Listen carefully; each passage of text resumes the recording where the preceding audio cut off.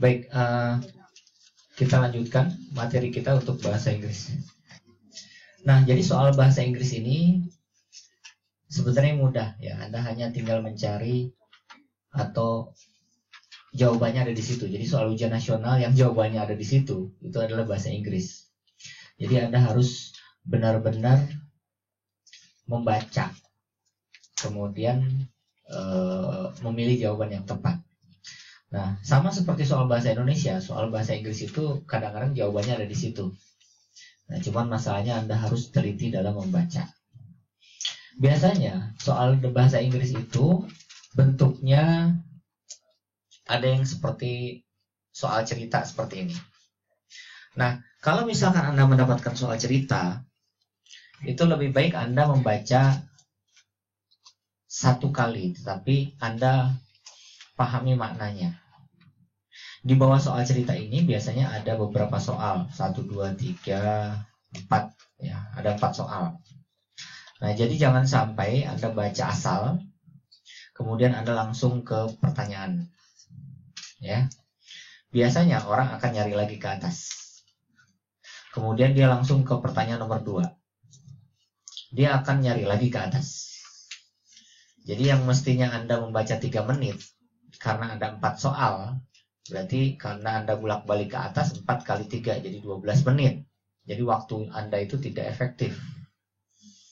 Lebih baik Anda pahami satu-satu, ya. Kemudian baru Anda selesaikan 4 atau 5 soal ke bawah. Jadi Anda baca perlahan. Dan ingat, jawabannya itu ada di situ. Jadi nggak usah kemana-mana, jawabannya ada di situ. Baik, di sini ada contoh soal nomor 16. The following text is for the question 16 and 17.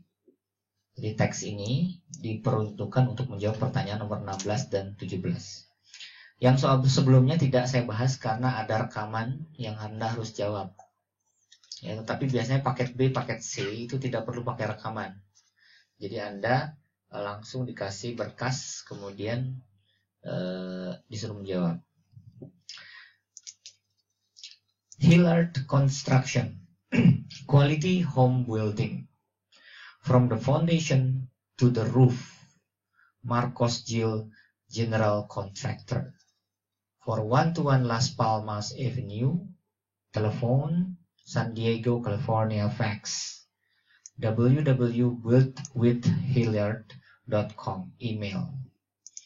Jadi ini semacam informasi perusahaan, kartu nama, ya, yang menunjukkan ada yang namanya Hillard Construction. Jadi nama perusahaannya Hillard Construction. Kemudian service yang diberikan apa di sini? Quality home building. Jadi dia membantu Anda membangun rumah. Kemudian alamat perusahaannya dan telepon dan faxnya ada di sini. Kemudian websitenya dan email. Yang itu. The question is, what information is not provided on this card? Jadi ini berbicara tentang kartu nama. Informasi apakah yang tidak disediakan di dalam kartu nama ini? Yang pertama, Marcos Gil phone number ada, ya. Marcos Gil's title ada, ya, judulnya. The hours of operation. Nah, ini nggak ada. Ya, jadi di sini tidak menunjukkan jam berapa dia bekerja di kantor itu. Jadi Marcos Gil phone number ada nih, ya kan? Kemudian Marcos Gil's title ada, ya.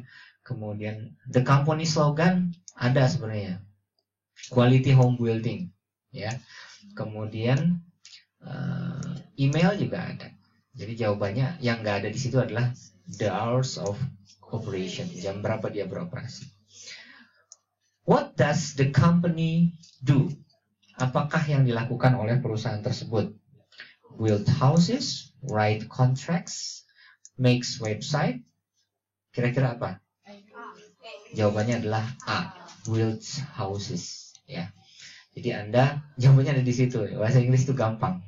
Nah, ini soal cerita. Question 18, true. 22 refer the following text. Jadi pertanyaan 18 sampai 22 itu harus berdasarkan teks ini. Ingat, Anda baca dulu teksnya sampai Anda ngerti apa sih maksudnya. Anda harus tahu apa maksud dari kalimat ini. Kata yang saya kasih tahu itu adalah maksudnya itu apa, bukan berarti artinya. Kadang-kadang kita hanya terbatas kepada arti. Ya, pada saat Anda ketemu artinya nggak tahu, mentok, akhirnya nggak dilanjutkan, salah. Baca whole text sentences, kemudian Anda kira-kira maksudnya apa gitu. Jangan terbentur kepada arti. Jadi kalau misalkan determining the success of a small business can be tricky, Anda tidak tahu arti determining, ya. Anda jangan mentok di situ, terusin aja sampai ujung. Ya. Maksudnya apa?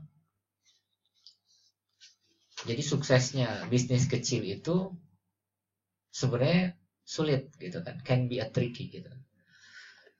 A business may show a good profit, but consistently run into cash flow problems, sometimes several ones.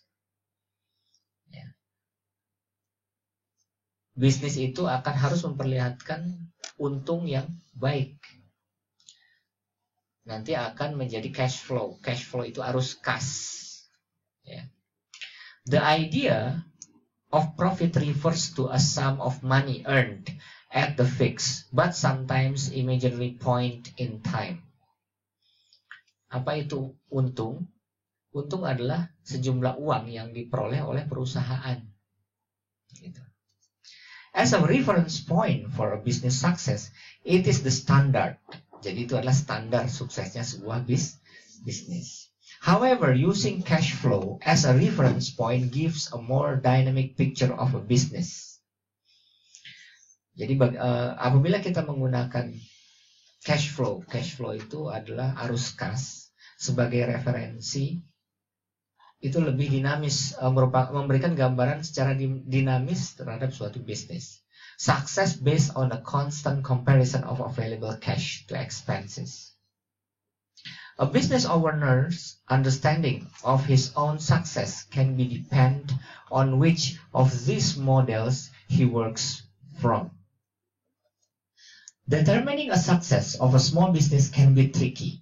A business may show a good profit, but consistently run into cash flow problems, sometimes several ones. Memahami kesuksesan bisnis itu tidak mudah. Bisnis itu bisa mendatangkan keuntungan dan kadang-kadang juga masalah. Intinya itu. Nggak usah Anda artikan satu-satu. Karena kalau Anda artikan satu-satu pasti mentok. Ya. And then, the idea of profit refers to a sum of money earned at a fixed but sometimes imaginary point in time. As a reference point for a business success, it is the standard. Intinya, bahwa bisnis itu berorientasi kepada jumlah uang yang kita dapatkan dalam bisnis itu. Udah itu aja, ya. Kemudian, however, using cash flow as a reference point gives a more dynamic picture of business. Success based on a constant comparison of available cash to expenses. Apa intinya? Orang ingin mengetahui bisnis itu sukses itu dengan melihat cash flow, arus kas. Sehingga orang mengetahui atau memiliki gambaran tentang bisnis itu secara lebih dinamis. Itu intinya. A business owner's understanding of his own success can depend on which of this model he works for. Nah, pemilik bisnis ini bisa memahami kesuksesan bisnisnya itu tergantung kepada model yang disajikan untuk mengetahui keberadaan bisnisnya itu. Intinya itu. Logikanya, ini bercerita tentang cara bagaimana mengidentifikasi suatu bisnis. Ya. Cara mengidentifikasi suatu bisnis. Apakah bisnis itu sukses atau bermasalah? The outlook of a business financial situation can similarly depend on whether the business follow a cash method or an accrual method of accounting. In the cash method of accounting, income is reported only as payment is received, while the accrual method of accounting record income as soon as the sale is made. So, is using the accrual method if it takes a buyer 3 months to send check for the goods and services provided. Then a business may have trouble meeting its cash flow needs in the interim while still showing a profit. For this reason, many small businesses prefer to use the cash method. The cash method is simpler and offers a more realistic picture of a business finance at any given moment in time. The accrual system, however, allows for more sophisticated analysis, which can consolidate several facets of business management into a single operation. Intinya gini, di sini kita bisa menilai keadaan keuangan suatu perusahaan itu lewat 2 cara, lewat metode cash dan lewat accrual method. Jadi paragraf ini bercerita tentang cash method dan accrual method. Nah, tetapi sebagian besar pebisnis itu lebih suka menggunakan cash method, metode cash. Ya. Nah, what is the best states? What the article is mostly about? Kira-kira statement apa yang mewakili artikel di atas? Kira-kira apa nomor 18 ini? How business can use different methods of accounting to look less profitable for tax purposes? Apakah berbicara tentang tax? Tidak. Ya. How the accrual method compares to the cash method of accounting? Bisa jadi. Ya, dia membandingkan antara accrual method and cash accounting. How business is run? How business is run? Apakah menceritakan tentang cara bisnis itu bergerak? Enggak juga. Ya. How understanding the profitability and methods of accounting can alter perception of success? Nah, bisa jadi. Jadi ada 2 kemungkinan, kalau nggak B, D. How the idea of profit compares with the idea of cash flow? Enggak ya. Nah, Anda pilih yang mana? Yang benar sebenarnya adalah yang D. Kenapa kok kita tidak pilih yang B? Karena compares method to the cash method accounting itu hanya ada di paragraf 2. Ya, yang di sini kan artikel mostly about berkenaan dengan artikel kebanyakan. Oke. Okay. Kemudian, what is the major difference between the accrual method and cash method of accounting? Whether a business use mostly cash or credit. Kira-kira apa? What is the major difference? Apa yang membedakan antara accrual method and cash method of accounting? Nomor 19 jawabannya adalah yang D. Whether a business uses mostly cash or credit. Gitu ya.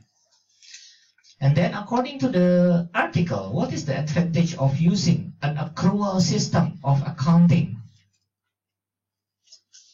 Nah, sebenarnya jawabannya ada di sini. Ya. Nomor 20. It allows for more sophisticated financial analysis. Nomor 20 ini. According to the article, what problems can arise from looking strictly at profit? Kira-kira apa? Cash problem, accrual problems, accounting errors, financial loss. Yang jelas adalah imaginary problems. Okay. The word operation in the final sentence is nearest in meaning to. Nah, ada di sini ada kalimat terakhir. The accrual system, however, allows for more sophisticated analysis, which can consolidate several facts of business management into a single operation. Nah, kata-kata operation itu memiliki makna apa? Nomor 22. Memiliki makna apa? A control activity. Ya, bagaimana aktivitas untuk mengendalikan bisnis itu. Gitu.